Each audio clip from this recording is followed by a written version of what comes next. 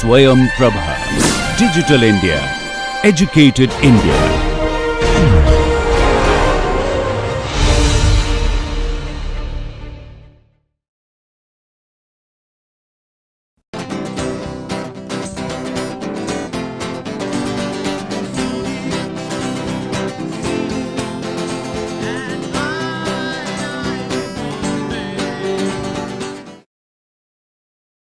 Hello and welcome to today's lecture. We had discussed about probability since the last two classes, and that is what we will elaborate upon in today's lecture also. But I will begin with a brief recap of what we had discussed in the last few lectures on probability. Okay. So, in probability we had introduced you to the concept of a sample and the concept of a sample space, which is the list of all possible events or outcomes, okay, and an event which corresponds to a particular outcome or outcomes. Okay. So, in the language of probability, we define probability of sample. So, probability of a sample is equal to 1, okay, and probability of an event E is bounded between 0 and 1. So, in the case where event E is equal to S, then probability of E is also equal to 1. Okay. So, you can represent events and samples using Venn diagrams. Okay. So, imagine an event E which is a subset of a sample. So, you would represent this information by drawing a circle E in a box which corresponds to the complete sample. Okay. So, based on this, then we could have, so if this is event E, then E, so the complement of the event E is written as EC, and EC is nothing but this entire area where E is not there. So, this is EC. So, in other words, you can write probability of E plus probability of EC, since together they constitute the sample.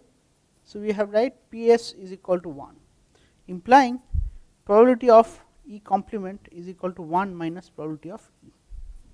Okay. So, if you have the sample of a girl and a boy, and you define E is equal to a girl, then E complement has to be equal to boy. So, that E and EC put together will return you the sample space. Okay. So, in order to calculate the probability of an event E, what you have to do is to do a good exercise of counting all the possibilities, and that brings us to permutation and combination respectively. Right, permutation and you have combination. Okay. So, when you talk about permutation, you talk about order or arrangement. Okay. When you talk of combination, you talk of a you talk about a particular collection, as in a committee. Okay. So, in case of a committee, the ordering does not matter. Okay. So, given n numbers, you can arrange them in r different ways. So, if you are talking about arrangement, then you are talking about permutation,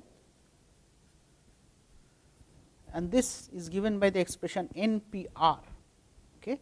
And NPR is defined by factorial n by factorial n minus r. Okay. So, NP 0 is equal to factorial n by factorial n is equal to 1. Okay.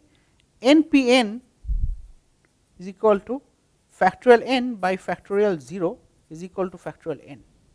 Okay. So, factorial 0 is defined as 1. Okay. So, n objects can be placed, can be ordered in n different ways. Okay. and for expressing combinations you use the expression NCR, and this is equal to factorial n. So, you have factorial divided by factorial n minus r, and you have an additional factor of factorial r. Okay. So, NC0 would give me factorial n by factorial 0 factorial n, which is nothing but 1. Okay. Similarly, NCn will also be equal to 1. Okay. So, NPn gives me factorial n, but NCn gives me factorial equal to 1. Okay. And you define factorial 0 equal to factorial 1 is equal to 1.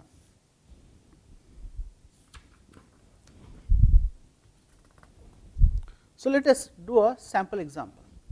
Imagine in a class you have 5 men and 5 women. Okay. From this group, so in total this gives you a sample size of 10 people.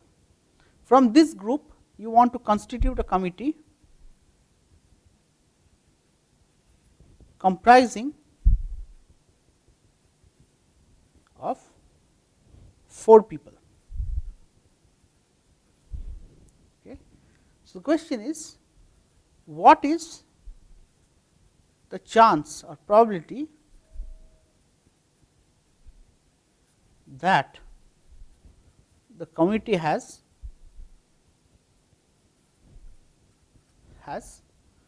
3 women. Okay. So, in total you have 5 men and 5 women, and you constitute a committee which is consisting of 3 women. That means, so this constitute of 4 people. Okay.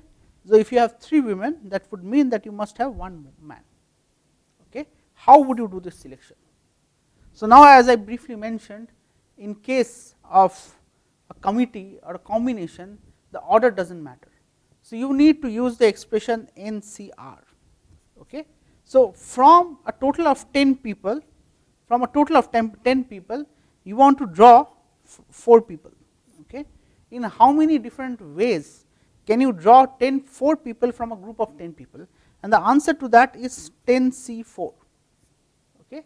This is the total number of possibilities.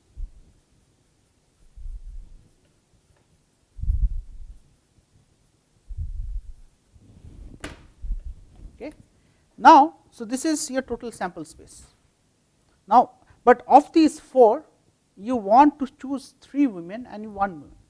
So, there are already 5 women in this group, right.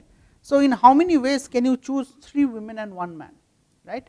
So, it amounts to, so this amounts to, from 5 people you can choose 3 women, and for each of these combinations from 4 men, for 5 men you can choose 1 man. Okay. So, your probability is nothing but 5C3 into 5C1 by 10C4. Okay. You can do the exact calculation by plugging in the appropriate values, and so this is your final answer. So, this is an example where you have made use of combinations to derive your final answer.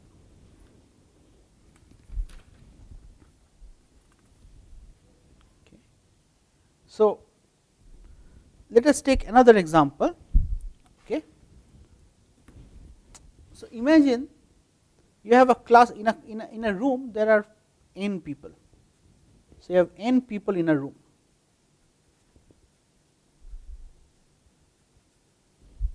Okay. So, what is the chance, what is the probability that no 2 of them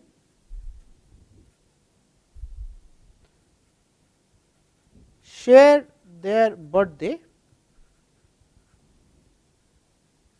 on the same day? Okay. So, you want to compute the chance or probability that no 2 of these n people in the room shared their birthday on the same day. Okay. So, in order to address this, first we need to compute the total number of possibilities, right. So, how many possibilities are there? For person 1, he or she can be born on any one of the 365 days. So, let us assume that the given year is not a leap year. So, otherwise you would have had 366 days. Okay. So, person 1 can be born on any one of those 365 days, same for person 2 and same for person n. Okay. So, what are the total number of possibilities? So, the total number of possibility is nothing but their product, since the birth of person 1 and person 2 is not constrained. That means that 1 and 2 can be born on any day. So, the total number of possibilities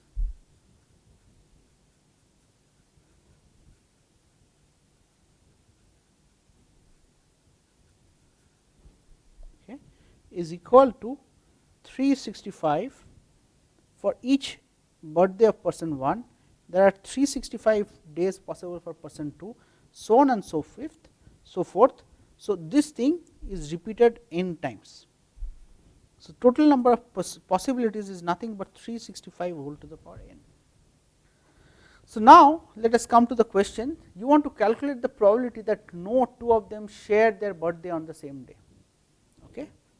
So, which means we can say that if person 1 is born on any one of the 365 days, right, we do not know which day, okay. Person 2 must be born on any one of the remaining 364 days. Okay. Person 3 must be born on any one of the remaining 363 days, and like that you go. So, number of possibilities in this case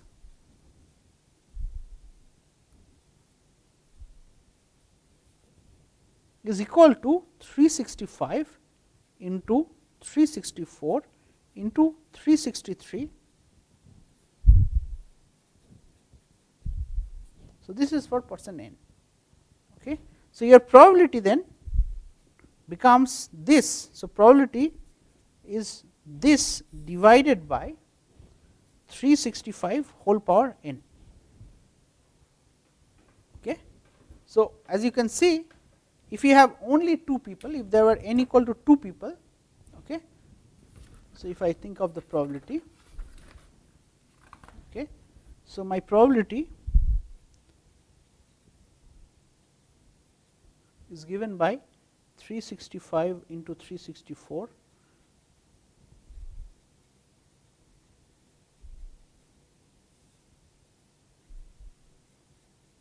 okay.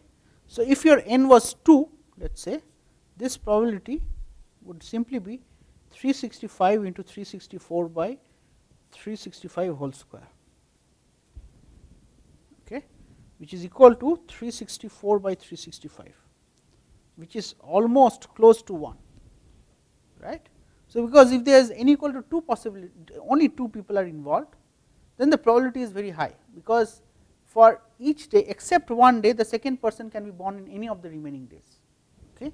But as you see, if n equal to 3, this probability becomes 364 into 363 by 365 into 365. Okay. So, with increasing n, so as n increases, this would lead to probability decreasing. Okay. So, we can compute what is the chance that of this entire probability being 50%, and it turns out to be nearly n equal to 23. Okay. So, with this I would like to conclude or complete my section on permutation and combination, and introduce a very important concept of probability called conditional probability. Okay. So,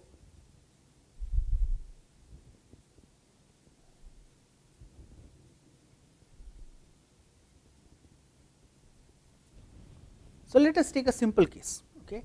Imagine you are rolling a die twice. Okay. What are my possibilities? So, my sample space is given by all these combinations,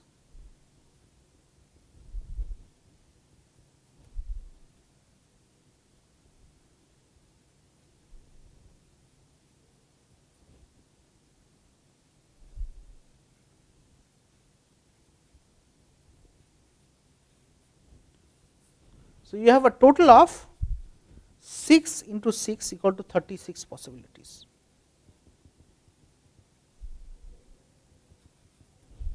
Okay.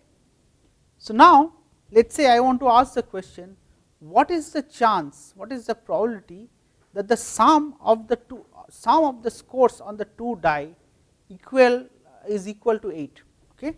So, I want to ask the question, what is the probability that we get x plus y if x is the score associated with first roll of the die and this is with the second roll.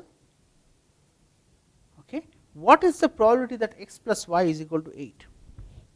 So, how will I find this out? I will find out I will look for all those combinations for which x plus y is equal to 8, and I get my answer as 2, 6, 3, 5, 5, 3, 4, 4 and 6, 2. Okay. So, I can see that there are 5 possibilities of total of 8. Okay. So, of these 5, so my probability then becomes simply is equal to 5 by 36, that the sum is equal to a value of 8. Okay. Now, let us say I want to find the same probability of the total score being 8 given that. So, I want to find the total score of 8,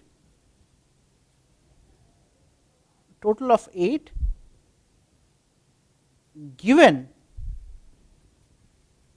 that I got a score of 3 in my first rule.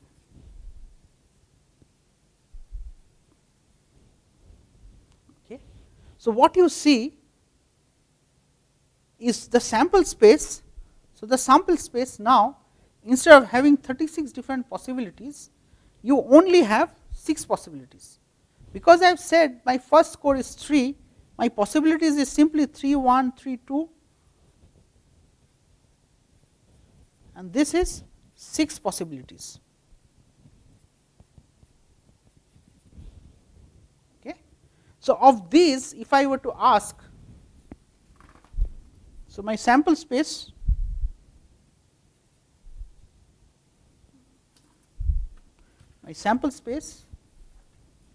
becomes 3, 1, 3, 2, 3, 3, 3, 4, 3, 5 and 3, 6.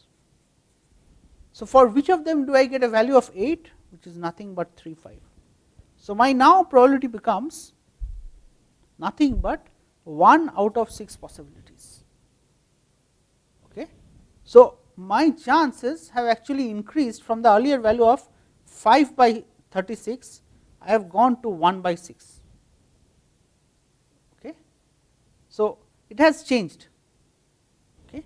So, when you represent this particular phenomena in terms of a Venn diagram, so imagine I have, so this is a particular sample space, this is my event A, okay, and this is an event B. Okay. So, there is some overlap between A and B, and the conditional probability of A given B has occurred is represented by P of AB. Okay. So, probability of A given B is the conditional probability of A given that B has occurred. So, this is conditional probability of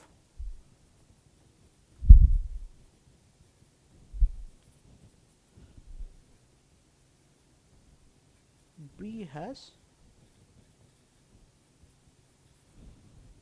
Okay. So, if I see here my probability of A, so my probability of A is going to be given by this entire sample space. Okay. But now that I know that B has occurred, so B has occurred means this is what is my sample space. Okay.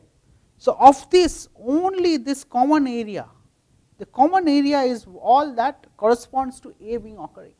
So, probability of A given B. So, probability of A given B. So, probability of A is basically the red shaded area by the whole sample space, okay, n of S. Okay. Probability of B, so I can write, okay, probability of B is equal to the blue shaded area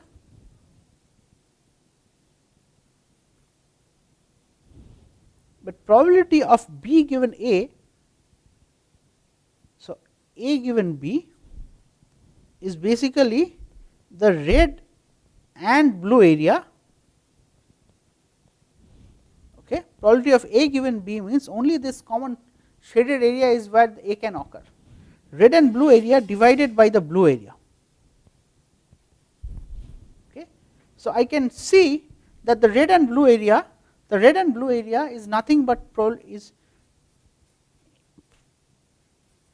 it is probability of A intersection B. Okay. This is nothing but probability of A intersection B, and the total B is simply probability of B. So, this is a very important derivation. So, you see probability of A given B is probability of AB by probability of B. Similarly, so if this is my, so I have A, I have B, okay, I can also define probability of B given A. So, probability of B given A will similarly be probability of AB by probability of A. So, what you see from this definition is what is the B given A, whatever is you put given A, that probability, absolute probability appears in the denominator, and the probability of both events occurring together appears in the numerator. Okay. So, probability of A given B is PAB by PB and probability of B given A is PAB by PA. Okay. So, let us take a sample example. Imagine you are running an insurance company, and from your way of looking at people, you characterize them as accident prone or not accident prone. Okay. So, the person you call, so you are an insurance company,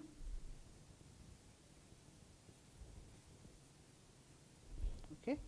The person, any person X, so if what you call as a person is labeled as accident prone or not accident prone. Okay. What is your basis for characterizing people through these two terms? Because the person who is accident prone has a chance, has a 40% chance that he will actually suffer an accident in a given year. The person who is not accident prone has a chance of 20%. So, the person who is not accident prone has a lesser chance than the person who is accident prone. Okay. So, the question, and let us say there are 30% of the population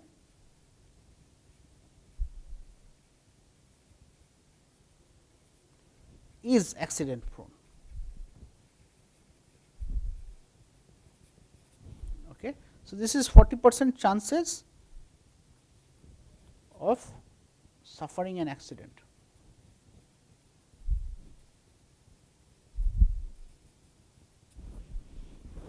Okay.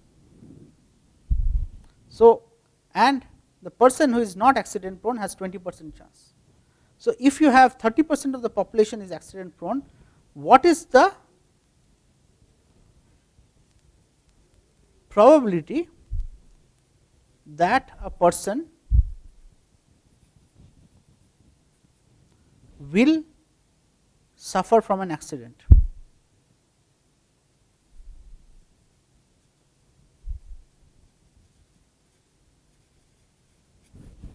Okay. So, how do we do this? We begin. So, in order to be able to do this, we need to have the following formalism, which is Bayes formula. Okay. So, it brings us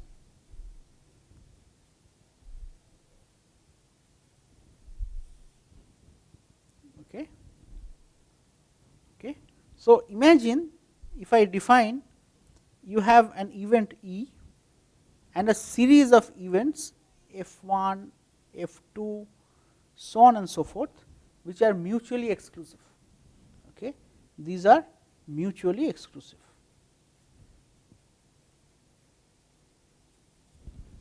Okay. So, I can write down this formula E is equal to union of E intersection F I over all I. Okay. So, which is nothing but E F1 plus E F2 plus dot dot dot. Okay. So, if I were to just think of a single event A, okay, if I were to think of a single event A, right. So, what is my F1 and F2? If my F1 is equal to A, then my F2 is nothing but A complement. Okay. So, based on that, I can write my probability of event E is equal to probability of E intersection A plus probability of E intersection A complement. Okay. So, PEA E or okay, can be written as probability of E given A into probability of A plus probability of G given A complement into probability of A complement. Okay. So, you can break it down into conditional probabilities, and that is how you can address the earlier problem, that your answer is nothing. So, in this case you have to define what is your event A and what is your event E. Okay. Event E corresponds to having an accident. Okay. So, and that is what we have been asked to compute. We want to compute what is the probability that the person will suffer from an accident. What is your event A? Event A is the person okay. So, that the person chosen is accident prone.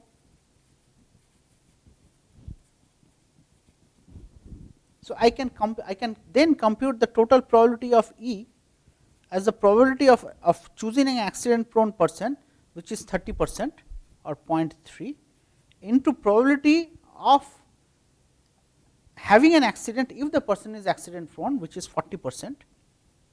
Similarly, I can have two more terms. Probability he is not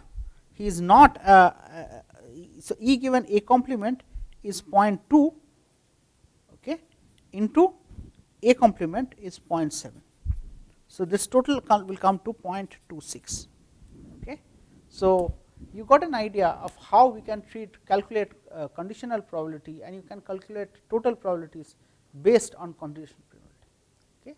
In the next class, we will again continue with conditional probability, and then we will go about discussing random variables. Okay. With that, I thank you for your attention.